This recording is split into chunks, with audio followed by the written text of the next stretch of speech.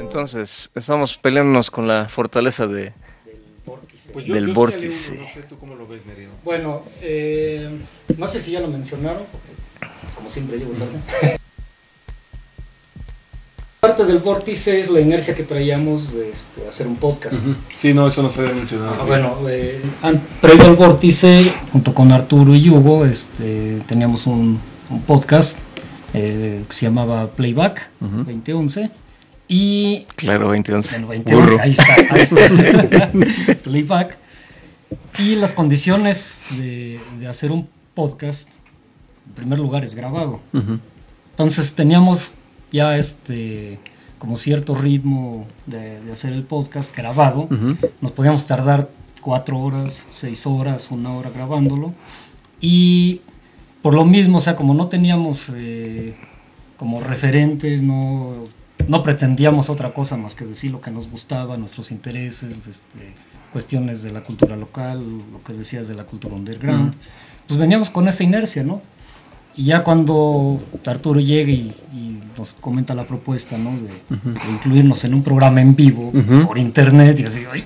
Por cierto, se les cayeron los chones.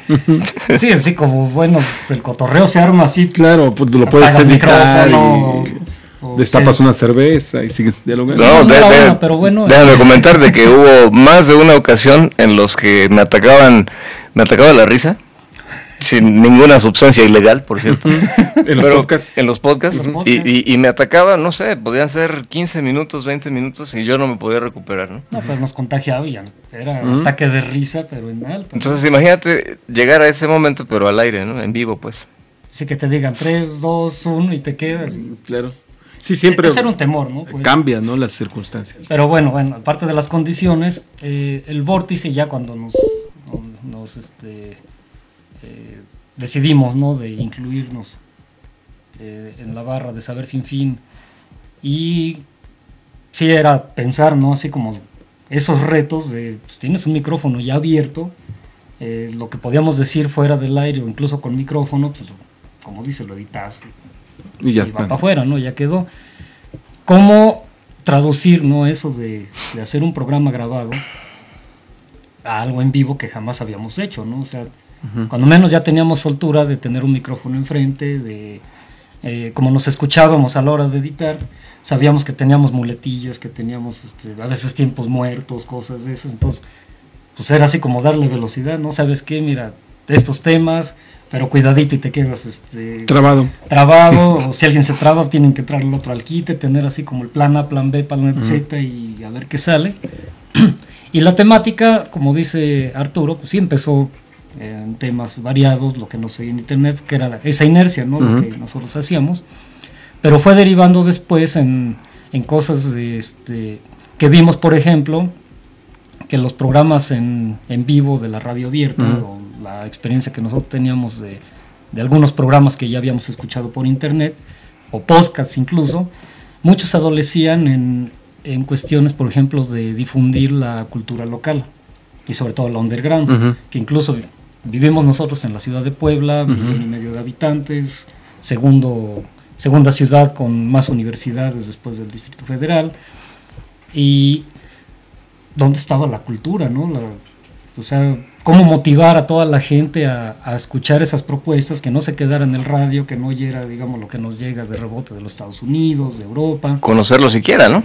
Conocerlo siquiera, ¿no? Y sabiendo que acá tenemos música, poesía, expresiones culturales de alto nivel, pero que no se escuchan, no se visibilizan, porque los medios comerciales, pues, por supuesto, no están interesados. Los foros que tú mencionaste, como Subterráneos, El Fusil, que sí abordan esos temas, que son especialistas en esos temas, son, por lo mismo de que es su función y son de los pocos medios que abordan estas áreas, pues tienen una velocidad muy, muy rápida, que invitan una banda, son 5 minutos, 10 de entrevista, incluida la canción, claro, y el que sigue. Sí, y entonces terminas muy limitado por el tiempo y entonces muy limitado en la posibilidad de transmitir más, ¿no? Sí, exacto. Entonces, programas de 1 hora, quítale que son 20 minutos de comerciales, quítale otros 20 minutos de música en vivo y te quedan 20 minutos, de los cuales habló 10 el invitado y está como muy, muy acotado, ¿no? Entonces, cuando empezamos a ver esa parte de que era uno de los intereses, ¿no? De jalar a la escena local de cualquier área, no solo la música, también de política, también de otros temas, darles un espacio y sobre todo, como dice Arturo, eso sí lo teníamos bien claro, de hacer preguntas que no sean las comunes, de sacar a la persona más que a la obra o más que al arte que hacen, y nos aventamos la puntada de empezar con sobre todo el primer reto fue con los Hikuri, los amigos que también mandamos saludos, los primeros invitados en vivo. Exacto, en música, porque no es lo mismo una entrevista hablada como los amigos panaderos. Ellos ya tenían que prever que era un espacio pequeño, que los micrófonos nunca habían sido probados para ver si sonaban bien en vivo. Hicimos un cableado, movimos ahí cosas que así nos aventamos la bolita, ¿no? De que se autorizaba, también las cosas se dieron porque recordarás que estábamos en remodelación, ¿no? Entonces aprovechamos esas circunstancias para hacer una especie de acústico con Hikuri, y pues, trajimos velas y Nero estuvo haciendo ahí algunas tomas de video y demás. Entonces pues fue bastante interesante, ¿no? Entonces yo creo que una de las fortalezas que tiene el Vórtice es precisamente tomar el lado, vamos a decirlo, antropológico de todos nuestros invitados, ¿no? Cómo aparte de ser músicos o hagan lo que hagan, pues cómo viven como personas, ¿no? ¿Cuál es ese motor que desde su vida cotidiana los lleva a hacer lo que hacen todos los días, ¿no? Pues de alguna manera lo que nos están narrando es lo que el público tal vez desconoce o que ha escuchado por ahí muy brevemente. Creo que el celebrar un aniversario siempre nos lleva a preguntarnos de dónde venimos, qué estamos haciendo y para dónde vamos. Yo insisto, cuando me avisaste, he estado pensando por dónde podría ir. A mí me parece que esta vena musical artística, la ampliaría el ámbito artístico por los poetas, por los escritores que han estado aquí, es muy clara, y me parece que el Vórtice ha contagiado a otros proyectos radiofónicos dentro de Saber Sin Fin, a otros programas para abrir sus puertas a la cultura underground, local, a lo no comercial y demás, que de alguna manera se había ya bosquejado inicialmente, pero con el Vórtice lo pudimos ver de manera muy clara, ¿no? Dentro de esta búsqueda, creo que el Vórtice ha evolucionado al ver que del ámbito local, que del artista que está buscando un espacio, puede pasar también a quien nosotros podríamos pensar que ya no lo está buscando, ¿no? Recientemente la entrevista que hiciste a Markovich, por ejemplo, nos mostró a un hombre que está acostumbrado a responder entrevistas, que está expuesto a las grandes cadenas de televisión, etcétera, que él ha elegido su camino, pero este diálogo que tú hiciste fue salir de la comodidad de esta cabina e ir en la búsqueda del entrevistado. Sí. Y de alguna manera también en los últimos meses hemos tenido, o yo diría en los últimos años, hemos tenido invitados de bandas, de rock, de artistas que se han prestado al diálogo, a establecer un diálogo sobre su obra, sobre sus búsquedas, sobre sus intereses y demás. Y a mí me parece que en este sentido el Vórtice se ha marcado a sí mismo una línea.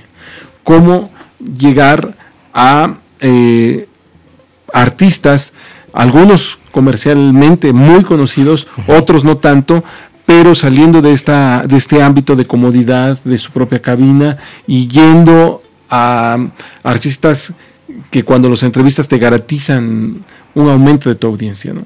Entonces, creo que ahí hay esta vertiente nos marca como el presente de lo que está trabajando el Vórtice y de lo que yo veo que podría estar abordando en los próximos meses y tal vez años, ¿no? No sé si esto coincide un poco con lo que ustedes han estado vislumbrando o que vean que por ahí hay un nicho de colocación del Vórtice. Sí, bueno, es que toda la escena, cualquiera que sea, pues se está moviendo a velocidades igual que la información, ¿no?